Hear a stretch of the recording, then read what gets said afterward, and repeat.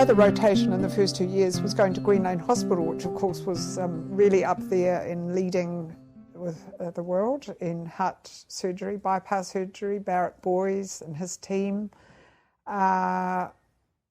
tuberculosis wards, acute respiratory, chronic respiratory emphysema, asthma. I remember one situation, there was the Green Lane physio gym, and we had Steve, who used to hold the handles of this rocker. We used to call it the rocker. And if you had bronchiectasis, you would lie on this bed, and then Steve, with his woolly grey hair, very round, jovial face, one glass eye, was the person that rocked the bed, and he was wonderful. And he would hold the handles, and the person would go down, and the physio would be at the side, put their hand, do some clapping on the chest, and breathe out, and this terrible gurgly cough, and you were just thrilled when this lovely thick green sputum came up in the little sterile cup mug with a lid on.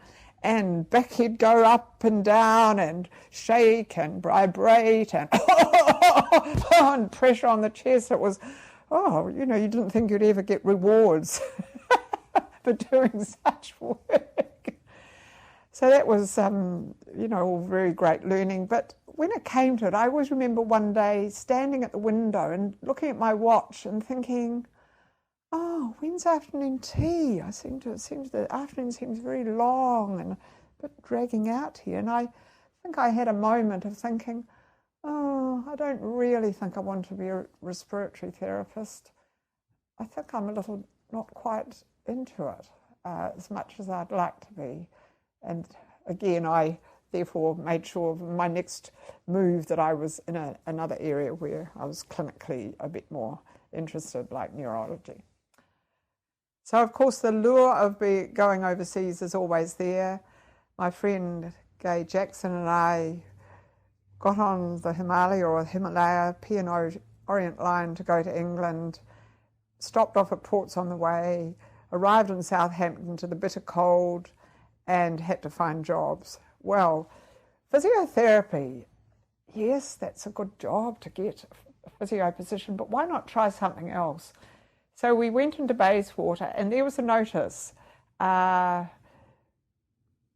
waitress model required. So we thought, this sounds interesting. So we went down into the basement at a Bayswater cafe and asked what the job entailed. And he said, well, see that curtain over there on that couch? You lie there in the nude, and art students from around Bayswater come and draw you. And that's your job. And we will give you a free cold Coca-Cola, and it was freezing outside, and we just imagined lying there in the nude with this cold Coca-Cola, and then in between we're allowed to put our clothes on and do a bit of waitressing. Well, we got up, we staggered up the stairs, we tumbled onto the pavement, we were hysterical, we just doubled up with absolute hoots of laughter. Here we are in London, we've been offered this job as nude models. I think, we'd better try another job. So we ended up in the Golden Egg restaurants, and it was absolutely, we only lasted 2 weeks. We'd had 2 weeks we'd had 5 weeks on a ship, sunning ourselves, having a great time, and we had this restaurant job. And the owner was Hungarian. He was oozing charm from every pore, rings on his fingers, bells on his toes, a greasy, svelte, charming, dreadful to the Turkish and Indian dishwashers who used to wash the dishes with terrible dirty cloths, and we would be there taking the orders. And I remember muddling this order up, and I gave the person the wrong dish of food, and the Turk who was dishing out the food screamed at me because I got the order wrong. And when we got home, we had to put our legs up on the wall just to get the swelling out of our feet, because we'd been stuffed our feet in shoes, all these, and scurrying around on hard floors. So we looked at each other at the end of that day and said, I think we better try physiotherapy, it might be easier. So then we got jobs as physios, and we had a wonderful time. I went to St George's Hospital at Hyde Park Corner. That was a wonderful hospital, general and outpatients. And I always remember the boss, she used to come in at 10 and go home at about 3.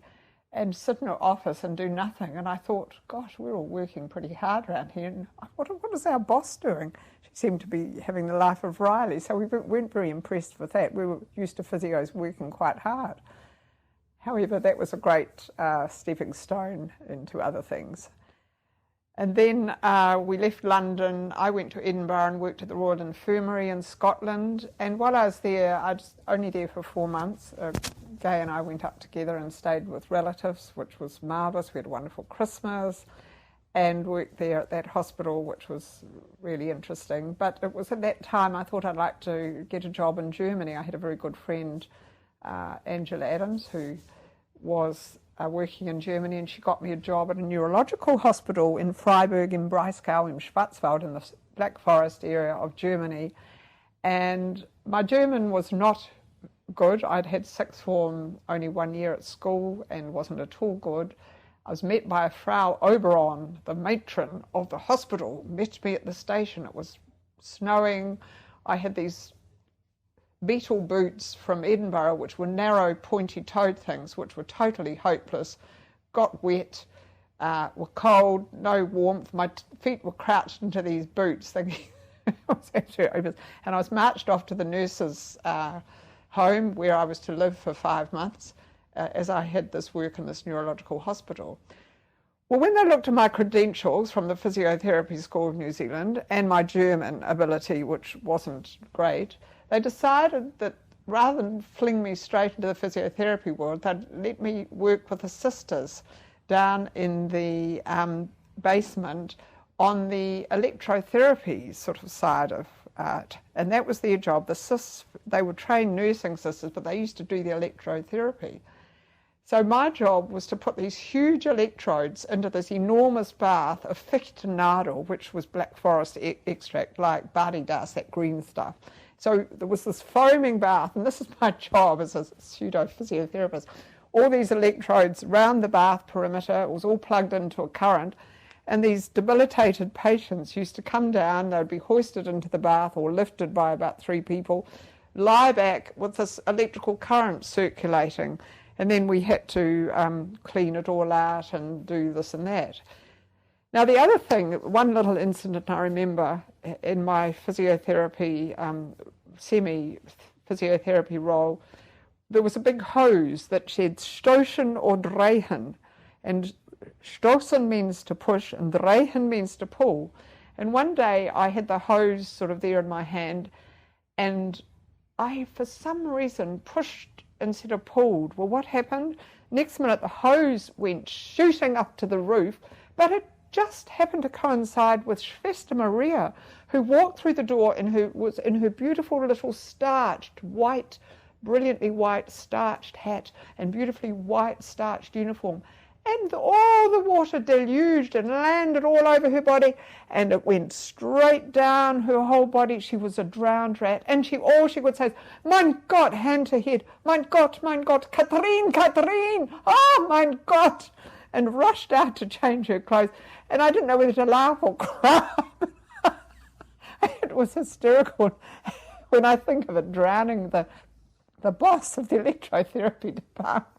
And I thought, I'm a liability here. So the next day I thought, oh, this is terrible.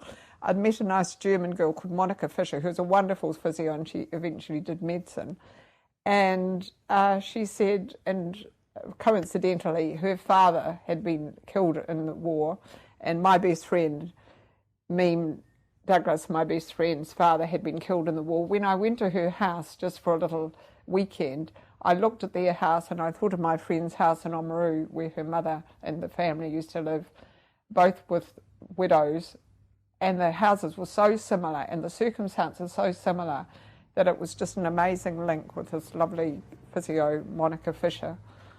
And she was very kind to me and very attentive. And I said to her, look, I really want to be somewhere else in this hospital. Please, could you help rescue me from the basement with the electrotherapy department and see if I can get up to the next floor and do some physiotherapy.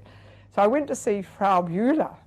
And this interview with Frau Bühler, this German head physiotherapist of this Freiburg neurological hospital, went like this. Fräulein Katrin, now what experience have you had with connective tissue massage? And I thought, connective tissue massage? I'm trying to frantically recall that had we had this in our curriculum at physiotherapy school. I think not a great deal, Frau Bueller.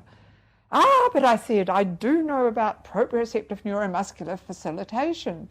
And she looked at me with a very blank expression on her face. From America. And still blanker. I said, I will demonstrate this.